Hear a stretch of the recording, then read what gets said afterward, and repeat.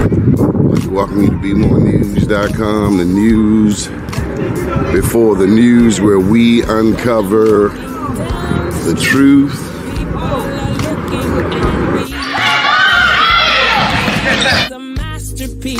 An accent. We need God. Because only God can bring us out of this mess. Wonderfully made. I may not look like you and you me, but that's the way it's supposed to be. Dare to be you, dare to be me, and dare to be different and unique. I'm gonna be the best me I can be by letting this glory shine through. Dare to be you, dare to be me, and dare to be. Good morning, good morning, good morning. My name's Donnie Glover, and we're in it to win it. June 20th. Lord knows where has this year gone. Well, I want to let you know in another 7 days. Is it the 7th? I have a birthday in a week. I will be celebrating 50, how many years? 57 years of being on the planet. 57 times around the sun. How y'all doing out there? Hopefully you celebrated Father's Day yesterday.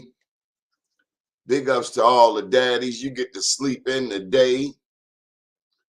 We got to go into a little history. And a lot of people don't know what today is and all of the particulars. First, let's say good morning. Who is that up in the studio? Well, that's Rico. We know Brother Rico. Hey, Brother Rico. Father's Day just went down. The good word says, honor thy father and thy mother, that thy days may be long upon the land which the Lord thy God giveth thee. So, big ups to all the daddies. I don't know who is this in the studio. Okie dokie. All right, so I wanted to share some information with you. Today is the national holiday. A lot of us don't even know what the hell we're celebrating. We're just glad to have a federal holiday. The Juneteenth, celebrate freedom. It's a lot of confusion out here. What is Juneteenth? Juneteenth is a federal holiday in the United States commemorating the emancipation of African Americans. But see, that's what they give you that on the surface.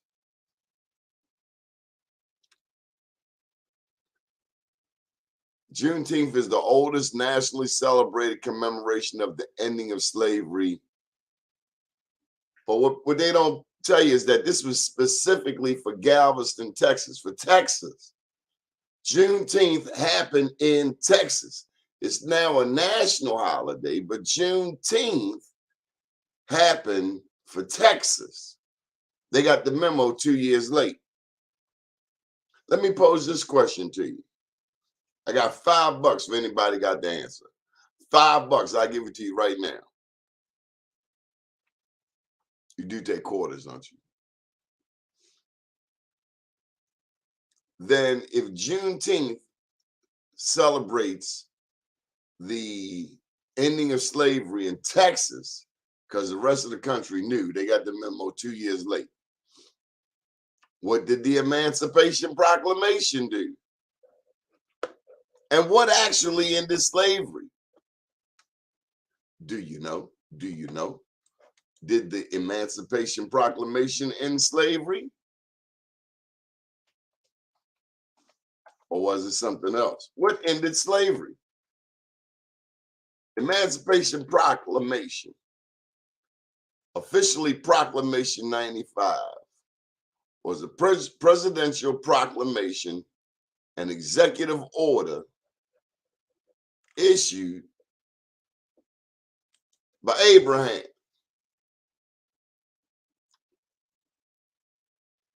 President Abe Lincoln issued the proclamation on January 1st, 1863. But it did not end slavery. It gave a date, or it gave a starting point of this process. January 1st, 1863. That's when the Emancipation Proclamation was going on. But remember, the Civil War was, what, 2 years later? As the nation approached its third year of the bloody Civil War. The proclamation declared that all persons held as slaves within the rebellious states are henceforward shall be free. So here in Maryland, the Emancipation Proclamation did not free slaves, because it says as the nation approached, that the proclamation declared that all persons held as slaves within the rebellious states. Maryland was not a rebellious state. So the answer to the question is, what really ended the emancipation? Right. Michael Haney gets it. What really ended it was the 13th Amendment. And Mike, you'll make me read all this stuff. It would be much easier if you just came in the studio. Oh, it's me. Okay. All right. Juneteenth is a hoax. There goes Michael Haney. So when the 25th was this United States Cavalry arrived in Texas, mounted on horses and in uniform with rifles, they were ordered by General Granger. He was a general at 43, not to tell the shocked Texas slaves that they are now free. Disobeying General Granger's order not to tell the enslaved blacks that they were free, the black troops of the 25th, in an act of disobedience, informed the Texas in an act of disobedience. Hey, mama, you free? That's disobedience. Hey, daddy, you free? Hey, Uncle Lou, you're free. An act of disobedience. Do you understand the language? And but more than that, can you wrap your brain around the type of brain that actually thinks somebody else deserves to be in chains? Karma is real. Let me tell you, as you try to carry poison to your enemy, you are bound to spill it on you. The best thing America can do is to be very, very kind to black people. I think that is the most intelligent thing that the rest of America can do, is be kind to black America. It only makes sense to me, because everything that has been done to us,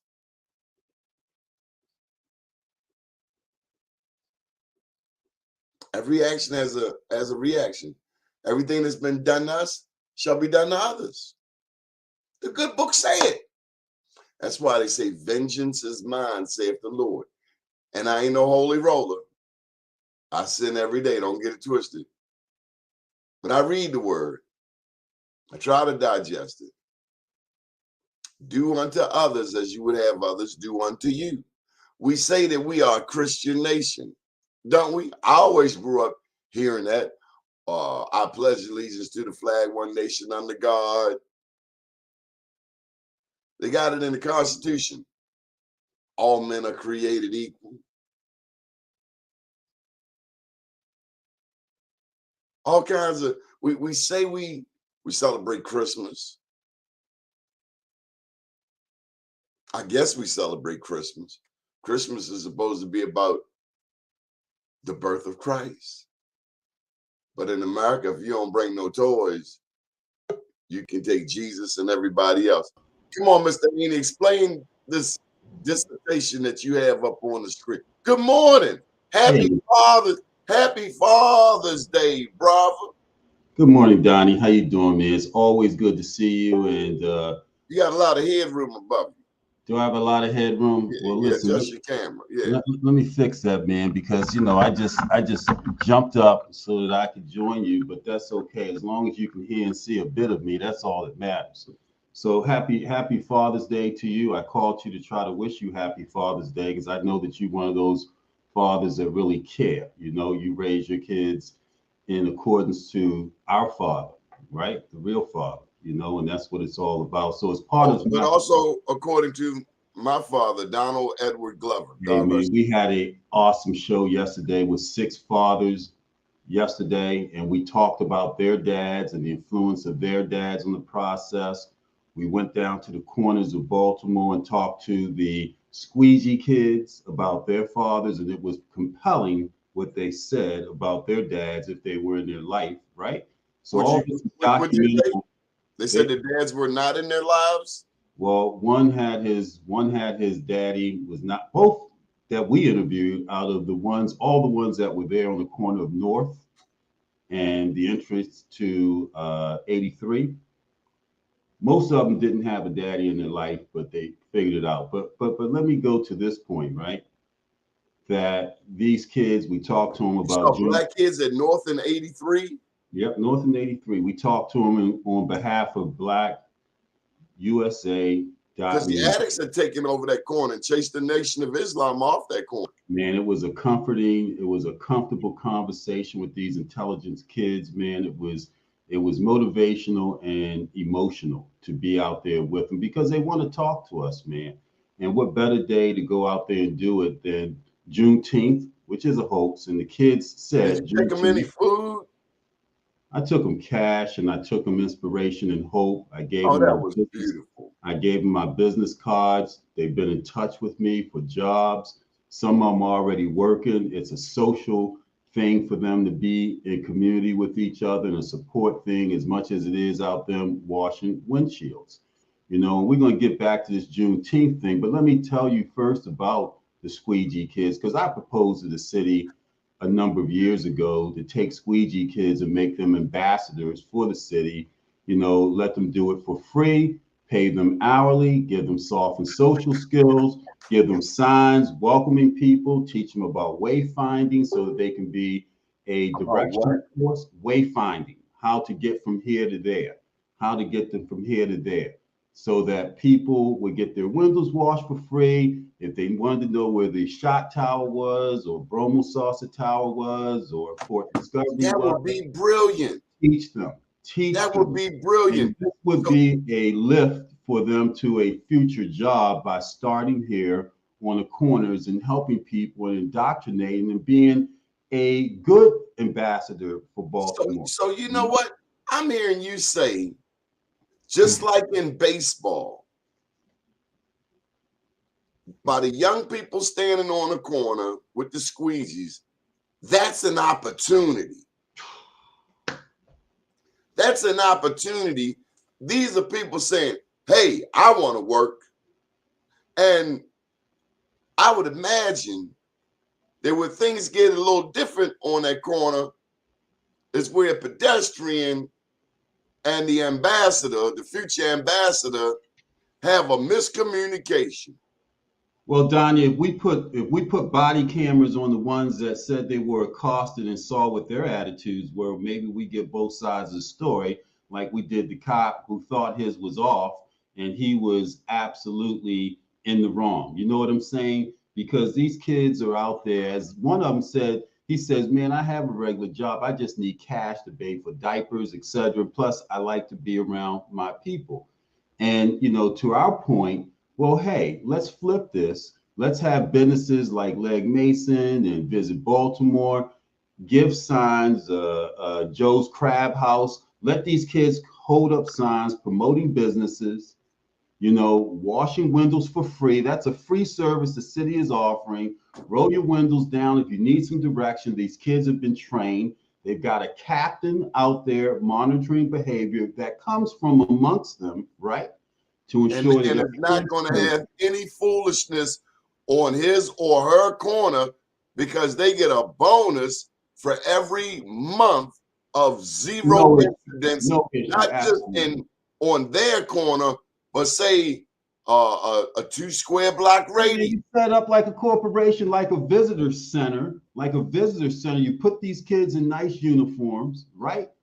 And then you have them as representative of the city. So how does that flip a script? All of a sudden, you're coming into town and kids are out washing your windows for free, and you're able to give you direction and tell you where to go. They're Okay, but advertising business. I can hear Jim Shea jumping in. But what about the legality of this, Mike?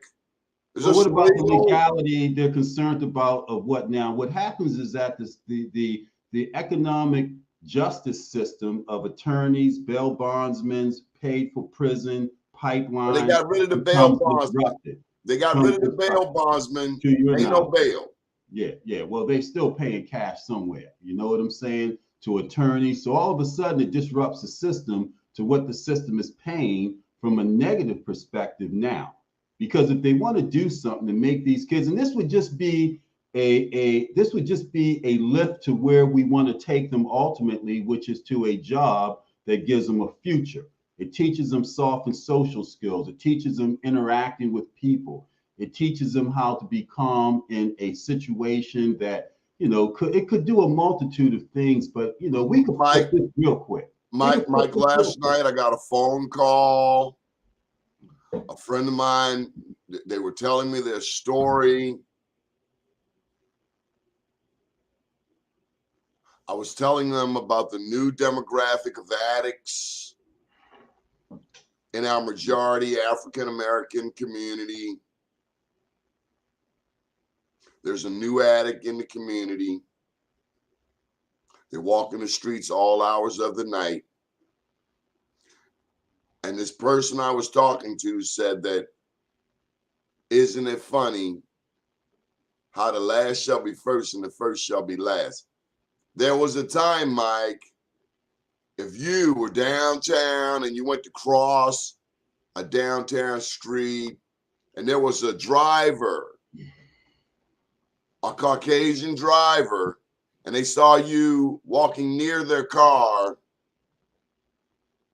they would lock their car doors. So this African American was telling me how now, when they're driving down North Avenue, and this new demographic of addict comes towards their car, they lock their car doors. Black people locking their car doors from the white addicts.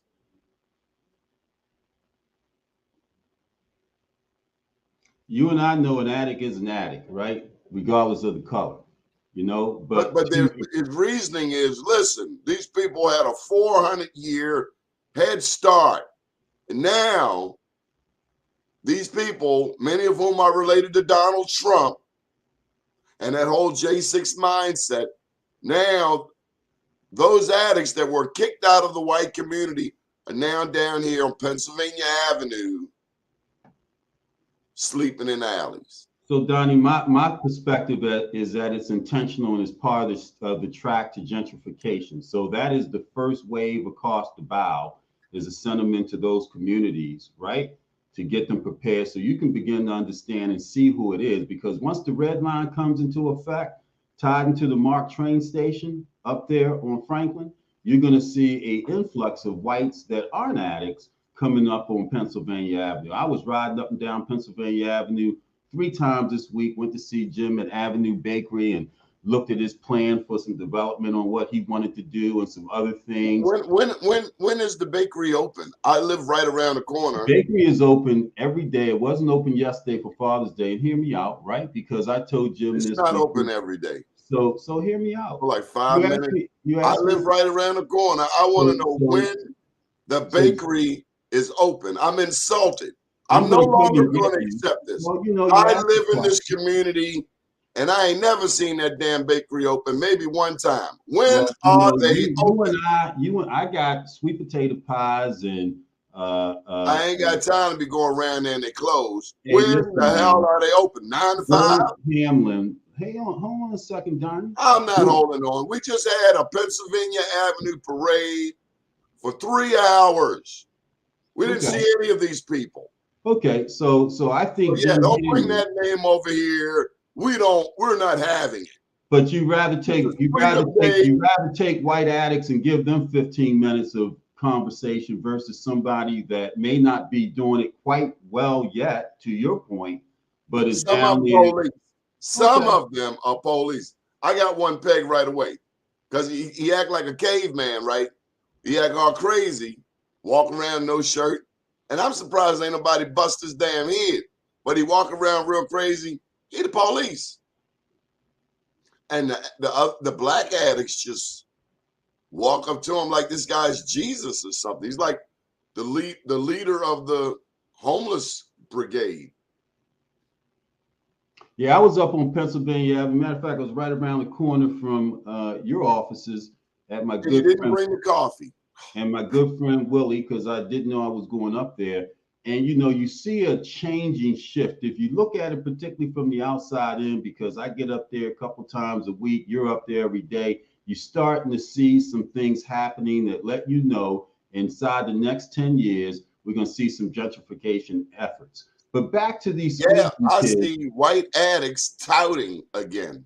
White addicts saying, blues out, coke, dope, and rap, coke, Yeah. dope, and rap. Yeah, I hear you. And as soon as the red line is in construction, their parents are going to buy your damn house. But it's all good. So let's get My back house to is paid for. well, they're going to buy it. I said they're going to buy it. They may offer you $500,000 for it and then tell you to go out to Randallstown and they'll be good because I'm they're not going to be selling this around house. transportation. This house is That's what we legacy. all say. That's what we all say. This That's house how is they do. legacy, okay? And then they'll put it at a price, just like they did around Hopkins. They'll put it at a price where we can't come back into the community because that's how they redline us, is with the price of housing. They'll buy Donnie out, who bought his house for $30,000 or a dollar sale. They'll buy for $300,000, and they'll make the medium income around there. So if the housing market is about $500,000 with those big, fine 3-decker houses in Sandtown and Harlem Park and I ain't selling my damn house. I don't need your money. Yeah. Everybody has their price, including you.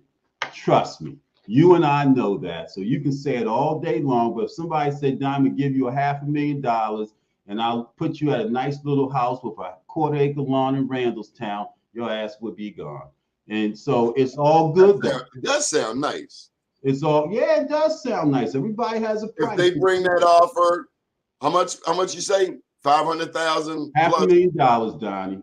And the thing of it is, your house may only be worth $250 at the time, but they know it does two things. It gets you out, and it allows them to put it at a price where they know who's going to be their neighbors and around them. That's how gentrification works. And the first thing they do is send their dope addict sons and daughters, not in their neighborhoods to buy, in the suburbs where they are now. They say, go buy your dope down the street from Donnie. Don't stay in here. That's what I'm trying to tell you, Mike. That's stinking thinking. If you think I think it's strategic. I think it's smart. Because look who's upset. Mike, there's something you're overlooking. What am I overlooking? It's a spiritual law. What spiritual law? What spirit have to do with this? There's no. It's all spirit, baby. Check this out. You ever notice the tornadoes that go from Africa to the Western Hemisphere? There is a group of Black people who would suggest that those tornadoes, those hurricanes that come off the coast of Africa are no more than the ancestral spirits coming straight for the Midwest. Or you ever look at those fires out in California, just on fire, burning up whole communities?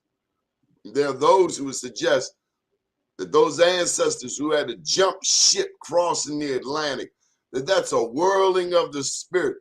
But I tell you, Mike, when you carry poison to someone, you're bound to spill it on yourself. And that's why it's good to forgive and to rid yourself of hate, because do you hate those dope things in your alley? Do you hate those dope things in your alley? There's one point that you're not connecting with. Okay. Sure, people are coming to buy. People want to buy. They got the money, they buy. But is that really working? Let me get to my point. Black people have a lot of sex and make a lot of babies. That's why they put all the abortions clinics in the black community. You know where they don't put abortion clinics? In the white community. You know why it's all this kickback over abortions and Roe v. Wade? It ain't because they care about your black babies. They're trying to save white babies. So what I'm saying is, yeah, they coming. I've been hearing that 30 years. I've been in this house 30 years. I've been hearing that they coming. But you know what I know is also coming? The browning of America. So they better hurry up and buy it because they running out of time. The clock is ticking. Mm-hmm. So you got your point, and I hear you, Donnie, and everybody has a perspective, right? But let's back to these squeegee kids for a second in Father's Day, which was the initial conversation. We're talking about Juneteenth.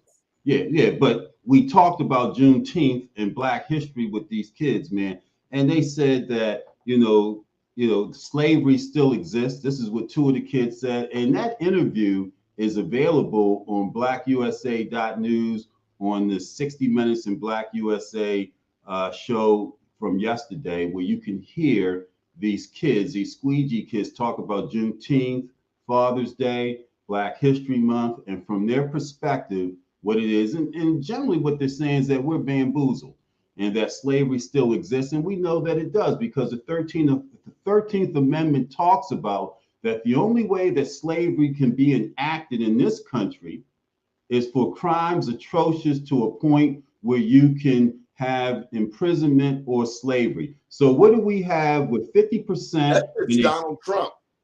No, it was well before Donald Trump. Donnie. No, we know from a slave perspective with prisons, 50% of the prisons in this country are occupied by people of color or black people.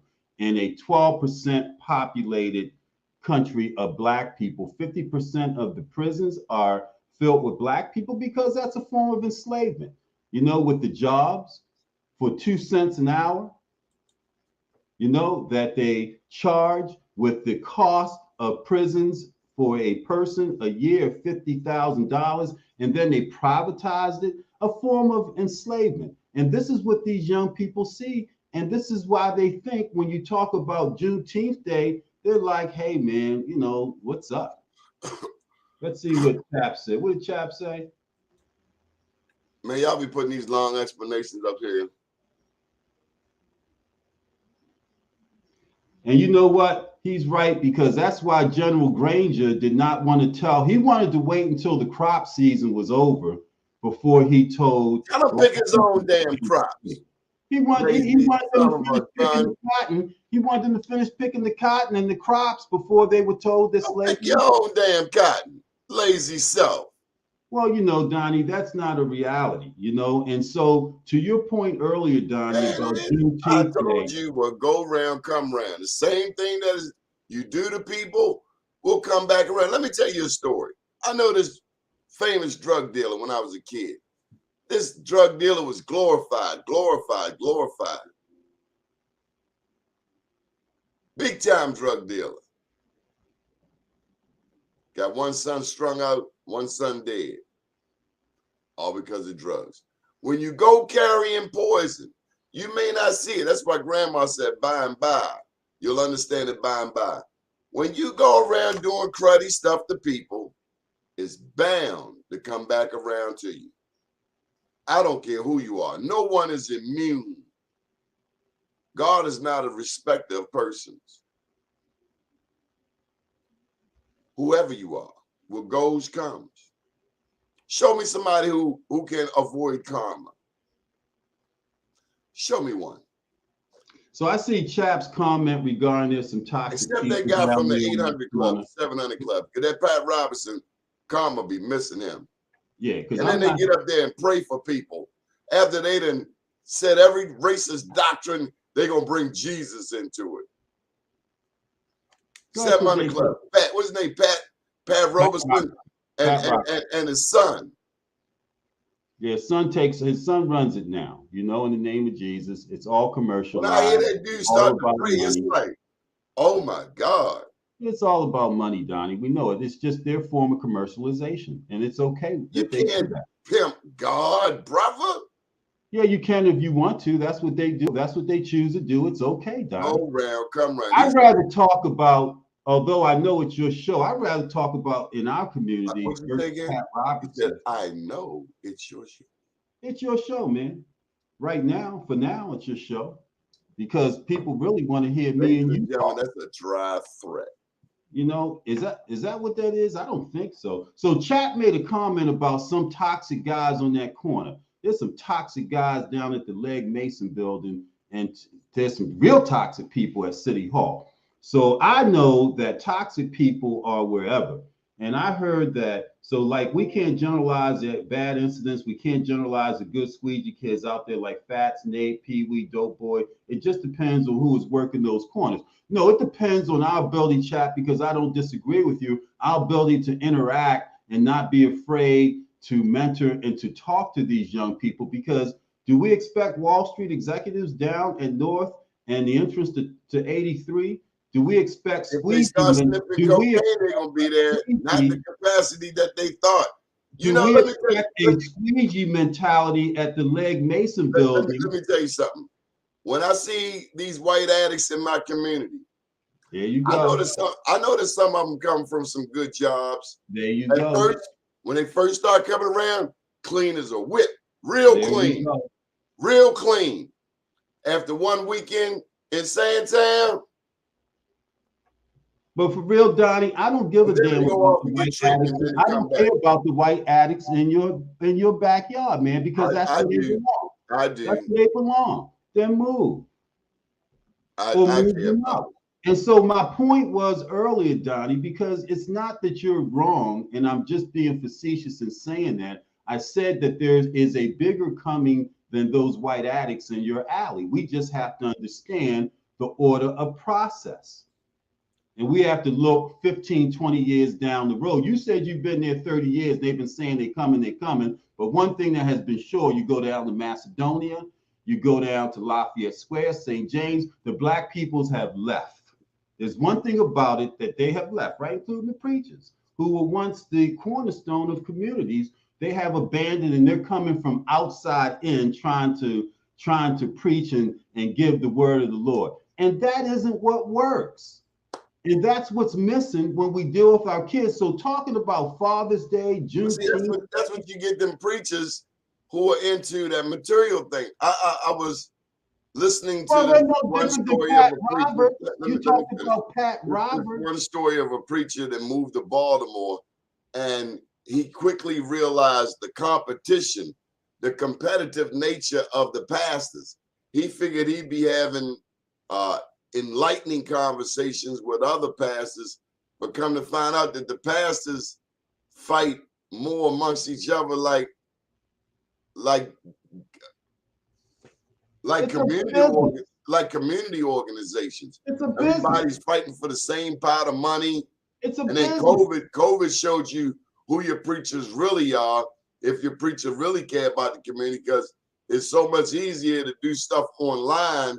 So then you're doing everything online, and then the question becomes, do we need this church building? So Donnie, Pat Robertson, there's no difference between Pat Robertson and Creflo Dollar, and I don't want to name any preachers here in town when it comes to commercializing and monetizing the God. Jamal Bryant. Hey, listen, I'm not kicking out any names. You can do that all day long. We have some people that think that. Well, they talked about him. They talked about that church. Well, Then he got out of town because he went to Georgia for a bigger church, I think, right? So Christianity to some people is being pimping. And then he got up in that pulpit and he said, this is what I'll never forget Jamal said. These hoes ain't loyal. Wow. And so when you go to Juneteenth Day, in the pulpit.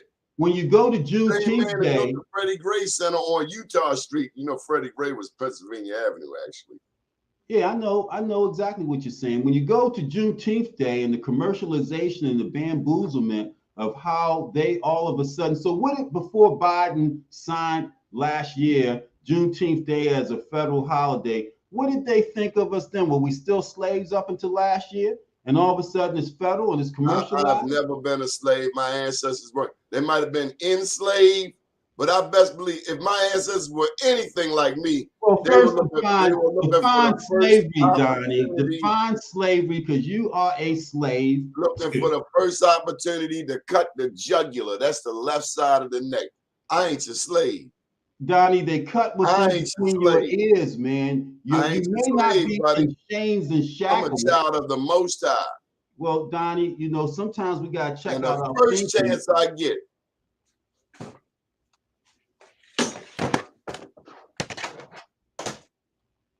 I'm gonna pull that spear out from Africa. Mm. Woo! So you're a spear chucker. Is that what you are? You call it what you want. No, I'm just asking you. You pulled the spear, now you're a spear chucker? I pull the spear out, you damn Skippy. That's Yeah. from Shaka Zulu. Zulu. Okay. Did you see what the Zulu did to the British?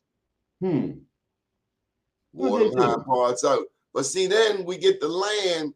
We need some gold and diamond refineries. We got to understand the business of refining diamonds because other people have mastered our stuff. Hey, Donnie. And you got to stop letting people from all these other countries come into your country and buy it up. Hey, Donnie, did you know that over 3,000 Black women were down in Texas with the United Colored Troops, and they were dressed as men because they supported their men in the war efforts? You know what I'm saying? Did we know that our women dressed up as men and were part of the first of whom was union? Cafe Williams. You know what I'm saying? Cafe Williams. Yeah, but my point is, Donnie, when we look at Juneteenth Day and the struggle that people went through to tell General Granger, who we are basing our federal holiday off of his proclamation, and this information comes from Black historians that dug deep to find out the real deal. All of a sudden, we commercialize and we buy into when they tell us that now all of a sudden you got a federal holiday. Woo! Let's go. Are you kidding me? Are you kidding me? I want my damn money. When we don't really look and take this serious, man. Matter of fact, you ain't gotta give me the money. You gotta point to who got my money, and I'll get it. Your money? You ain't got no money. It's not your money. I do. And Pharaoh disagrees with you too. Don't make me bring the German Shepherd to do it. I think Pharaoh would probably be a great conversation at this point. Put him on the mic. Pharaoh. But you know, Donnie, it's all good and well, man. But I think we are misinformed. Pharaoh, I feel like this guy is bullying me. No, I'm not bullying you, man. I'm beating you up with information. And we all need to be beat up with information. Let me give you, because you're gonna need some help, because I'm about to unleash on you. This is what this news network is all about. What's it about, Mike? It is ensuring that we have an ability to convey real information. There's the link for your allies to jump in and help you. No, it's not. We are all allies, Donnie. We are all allies, man. We are all supportive. If it wasn't for you, we wouldn't even be able to have this conversation. So don't say they're allies and you are what? Come on, man. You're the one that is the conduit to make this happen. So you say what you say, but be careful with what you say. Because see, I woke up ready, man. If you ain't ready, go ahead and sign off and let them come on and we'll carry the station for the next 45 All right, Leroy McKenzie, I need you to come in, click that link, and Mike Haney has replaced me on my own show. Hey, listen, man. You know what? You know that you have done good when you are no longer necessary to carry your message. You know what I'm saying? Hey, I've been put out of the White House. I've been put out of nicer places than this. Well done. You know, I wasn't put out. I was escorted to the door. And we admire your humility in backing down gracefully. You know, if more of us understood. Man, you better pass the ball. Why do people want to stay preaching and they like 98 years old? Pass the damn ball. It's about the money, Donnie, and we talked about the money, but I want to go back to the kids, man, because Father's Day yesterday was huge. Juneteenth Day is misunderstood, and the connectivity to what the conversation initially started about gives us opportunity to have a difference, man, and to ensure that generations beyond us at our stage, you mentioned in a week you're going to have a birthday. You're going to be 58 years old. You know, what is your legacy to a point where it influences others in your community the way that you want it to, man?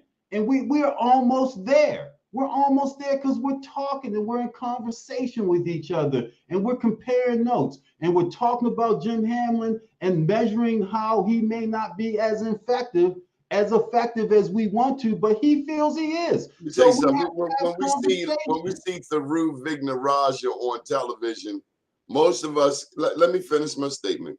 Most of us that love Baltimore see a carpetbagger. I've lived in this neighborhood for 30 years. Just because you put a billboard up with some pictures of Kwesi and Thurgood Marshall, and you got a bakery, and you go around telling people that you love Pennsylvania Avenue, that ain't no more than some Tharu Vignaraja. We need to have conversation. We need to have Jim. I've had that conversation. Jim Hamlin. I don't Maybe we bring Jim Hamlin on your show. Tharu Vignaraja. You bring him on your damn show. I've been down that road. I brought Jim Hamlin on my show 20 years ago when he was working for it's a new day. It's a new day, when he was working Johnny. for UPS, probably where he first got the idea from, because at that time, stop cutting me off. Stop cutting me off. No, George Gilliam. I'm interjecting. George Gilliam is the one, he and his late wife, Stephanie, that put Pennsylvania Avenue, the Cadillac Parade, the Marquee, back on the map. So if you're going to have a conversation about historic Pennsylvania Avenue, then at least understand the history. It had nothing to do with Jim Hamlin. This had long before Jim decided to retire and come and do his little project. But George Gilliam is the one we pay homage to, because George and Stephanie got the ball rolling. Dr. Leroy McKenzie. How you doing, Dr. McKenzie? Brother? How you doing, Good morning, Donnie jumped. He jumped off. Man, we kicked Donnie out, man. It's all good. How you doing, Doc? It's a great conversation. But I did notice you wanted to, and you've been trying to get to it all morning about the squeegee kids and what you would in your conversations with them. I want to hear that. That's what I really want to hear, and how that went with them, because that's huge. Everybody wants to put a negative connotation on those young men, but you went down there. To me, you seem to have gone down there with some tangible solutions, having a conversation with these young boys that said they wanted to talk to you. They're hungry. They're hungry. They want to talk to us, man. They want to talk to us. I was comfortable. I took God's grace with me. I was not in fear. You know, I was not apprehensive. They looked at me kind of crooked because it was a few of them there, and we were good, man. And we've been communicating since Saturday. But the point of it is that Daphne Austin, the head of Mothers of Murdered Sons and Daughters, said a few weeks ago, why are we afraid of these kids? Let's go talk to them. They ask us where we've been. Yeah. Here's a mom, just like Erica Bridgeforth with Ceasefire, a female, right? Out there leading the effort on corners of our kids that are caught up in these atrocities. And here is Father's Day, right? Father's Day. I'm a dad, I'm a man, and what ownership am I going to take of my community? You know what I'm saying? Not go down to Curl Park and celebrate on a moon bounce or do double dutch.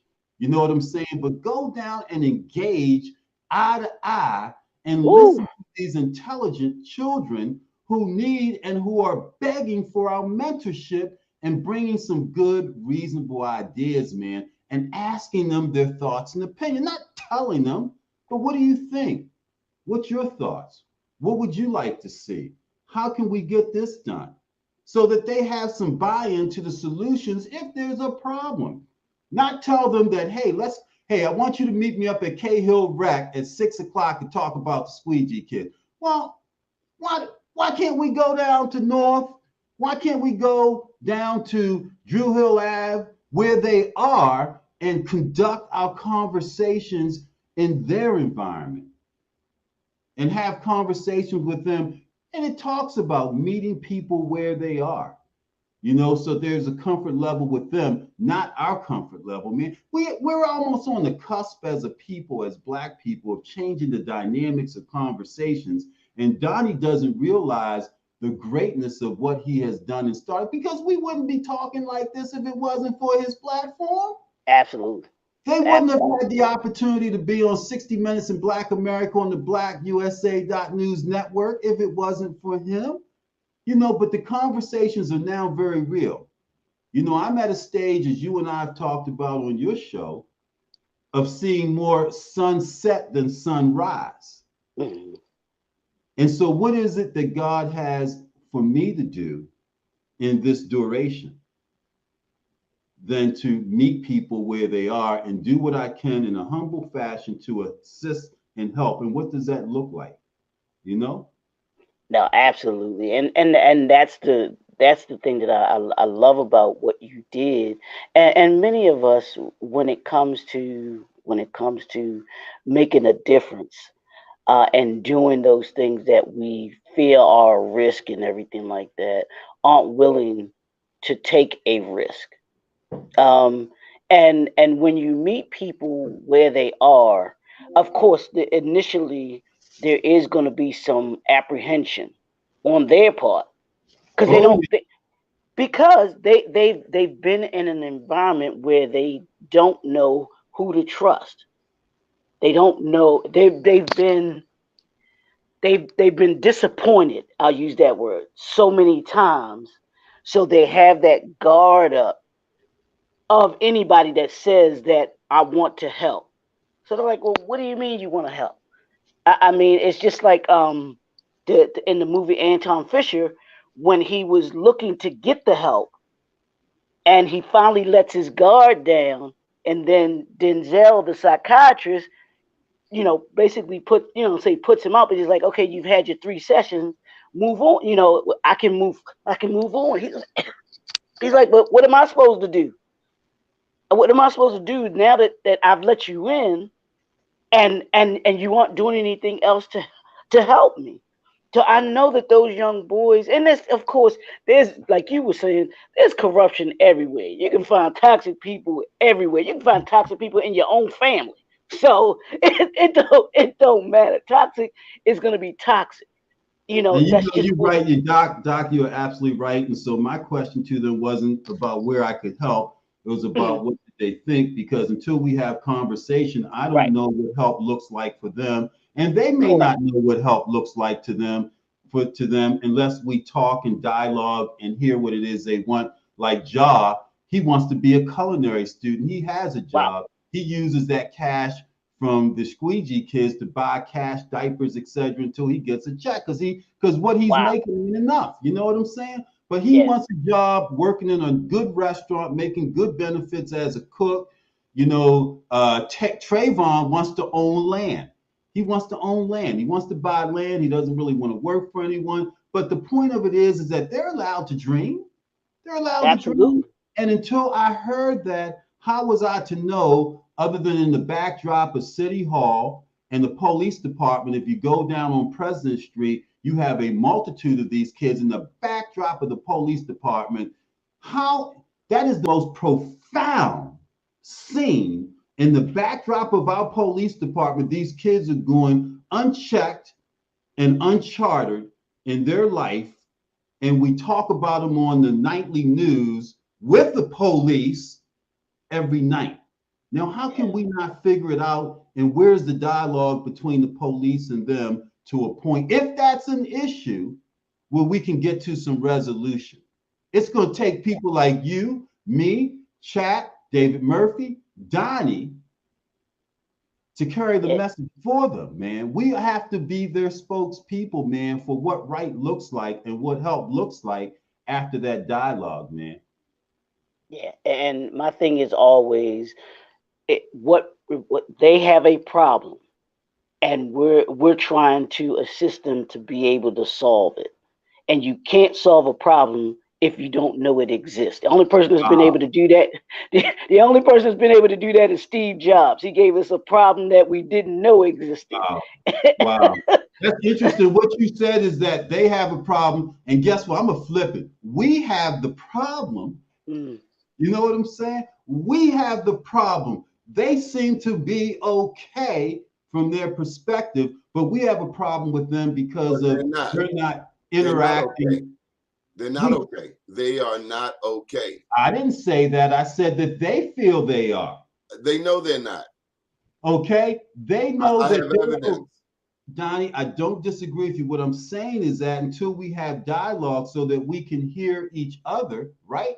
That they do have an issue, we do have an issue. I'm glad And you said that. what's the resolution? Because we're in dialogue. Not Brandon Scott, not Michael Harrison, not Shalonda Stokes, Donnie, Chap, Dr. McKenzie, David Murphy. This is the realness of Father's Day. Fathers that understand mm. sons and brothers that can look them in the eye and get to an honest emotional conversation. Because if there's no tears, there's no change.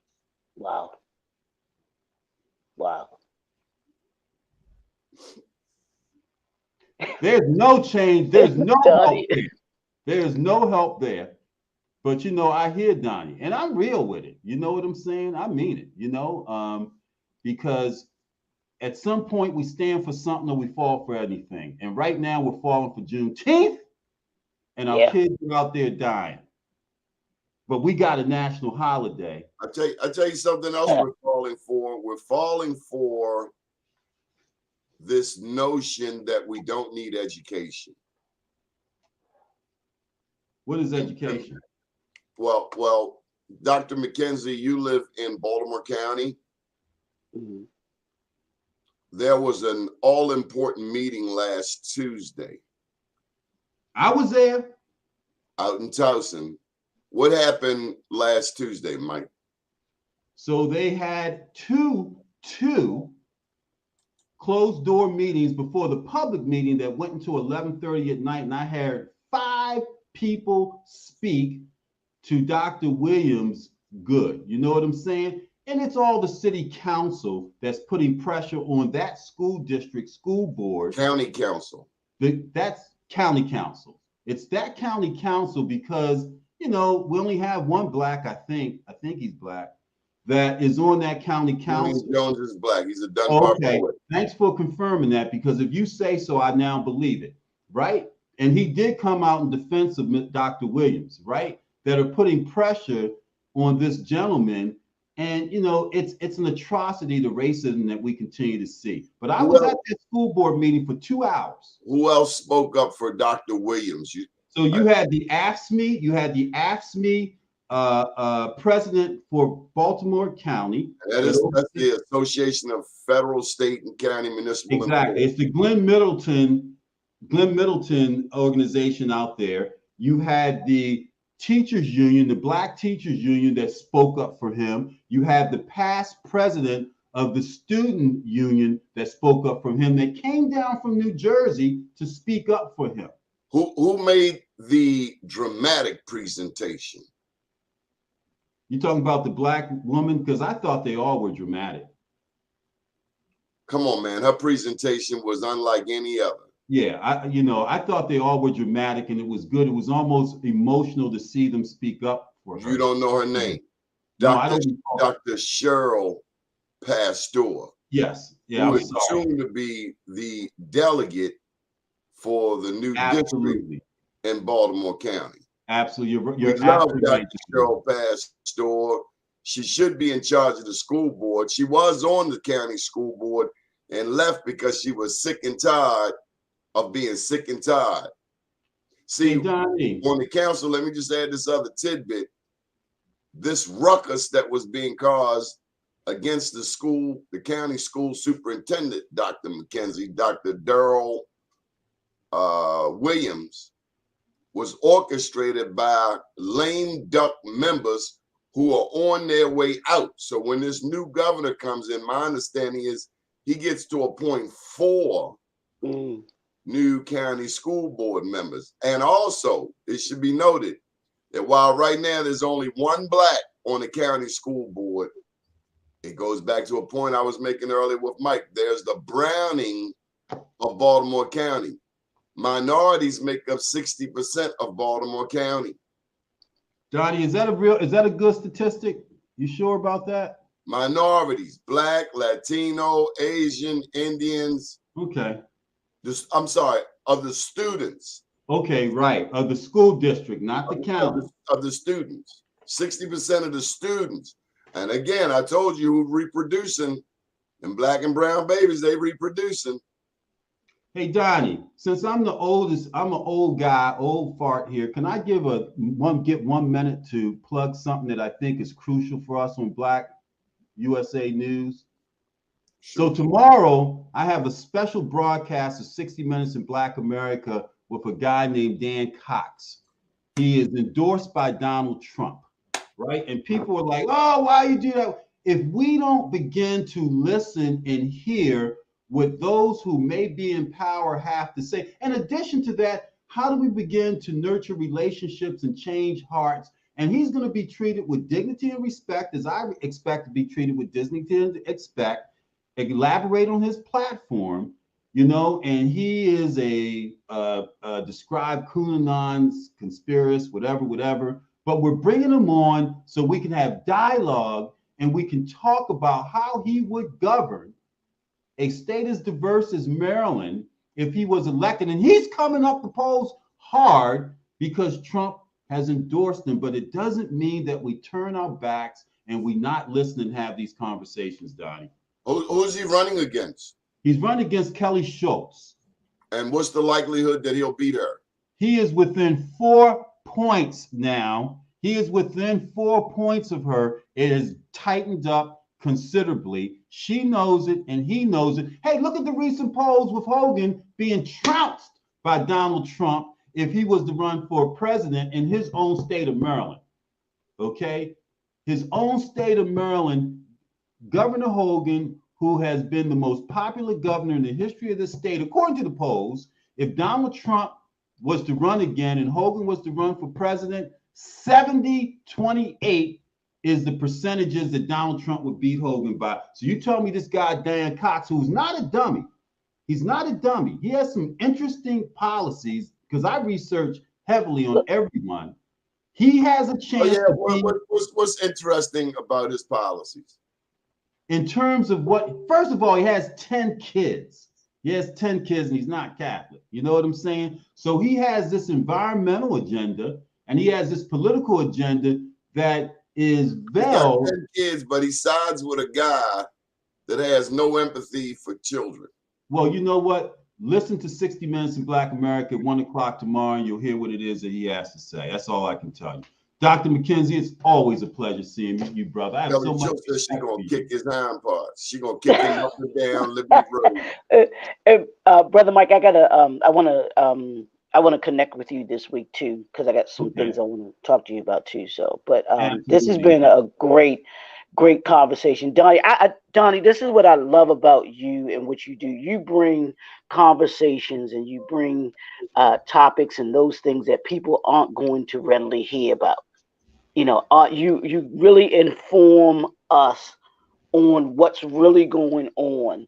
And I like I love your moniker, the news before the news. This is the news before the news. So I appreciate you being able to have this. And like Mike was saying, you bring these things up, and without it, there's so much that we would not know about. So I echo what Mike was saying. I appreciate you for what you do, man. This is what it's about. So Leroy, before Mike goes, who do you like for Attorney General? Oh my God, he has to think about it. Well, I mean, I like. See, by the time be honest with you, Anthony Brown has already become Attorney General. Don't tell me that. O'Malley's getting smashed. They say the O'Malley name is Mud from. Yeah, well, we know that. I like Tim. I like Tim Adams. Comptroller race. Oh, I'm sorry. I'm sorry. Yeah, it sure was. I'm sorry. I'm sorry. Yeah, because I did see. I I had to laugh when I saw that Anthony Brown was running He, for he bought an state ad rep. on Be More News. Hey, Donnie, you got to get Tim Adams back in here. We got to hold him hostage, man. We need a forum with Tim Adams. We got to give him, we got to lay hands on him, man, because he Yeah, has an opportunity, because he has the ability from cash to really get things going. But he needs to Our lean people are on him. confused. A lot of us are buying the rhetoric from Brooke Learman, That's why I said, who came on this show early in the race, and yes. he had zero rap for black businesses.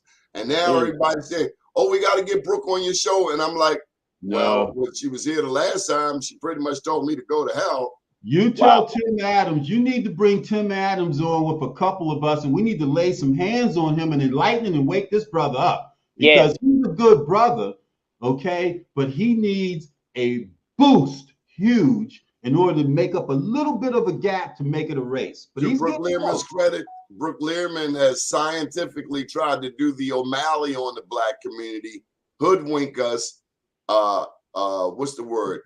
Convene our black elected officials like, come on, vote for me, guys, vote for me, That's guys. her I'll be daddy. good. That's her But powerful daddy. Her powerful yeah, daddy but is she pretty much behind told black doing this. business to go jack off. yeah, Pretty much because her daddy controls the slave mentality black guys who are going to ensure that they do I'm these sorry, raises. did you just say Peter Franchot had slaves? What'd you say?